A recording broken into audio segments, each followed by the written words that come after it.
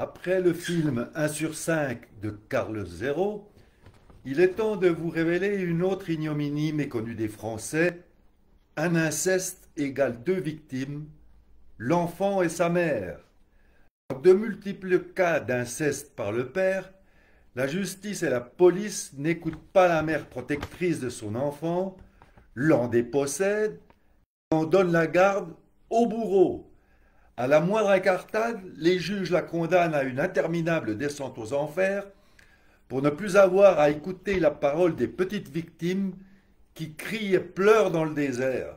Sur les 111 mères d'enfants victimes d'un inceste paternel qui ont répondu à une enquête de l'association Traumatisme Inconscient et Victimologie cette année, les 111 ont été, tenez-vous bien, déboutées avec un classement sans suite. Dans leur grande majorité, elles perdent l'autorité parentale et n'ont plus qu'un droit de visite, parfois réduit à 1 heure tous les 15 jours. On peut en conclure qu'un inceste égale deux victimes en France, l'enfant violé et sa mère qui le défend. Cet effroyable constat est encore ignoré par la société et ses autorités, à l'heure où Emmanuel Macron a lancé les États généraux de la justice, ainsi que la commission sur l'inceste et les violences sexuelles. Aucun progrès ne sera réalisé dans la lutte contre l'inceste sans un profond bouleversement du traitement judiciaire des victimes. Et qu'on ne vienne pas me dire qu'il ne faut pas généraliser. Depuis 10 ans que j'enquête sur les dossiers pédocriminels, après avoir révélé le vrai scandale d'Outreau, je puis vous assurer que les horreurs sont abyssales et les chiffres implacables.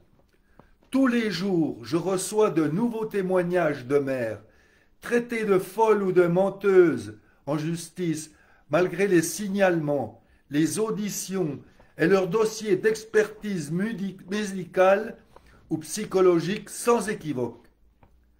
Dans le recueil de la parole des enfants incestés, le b.a.-ba de la loi est violé.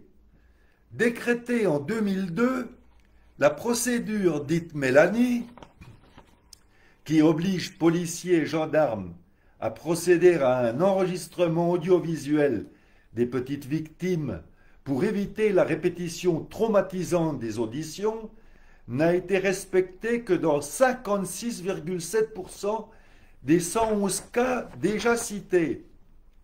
Mais il y a pire.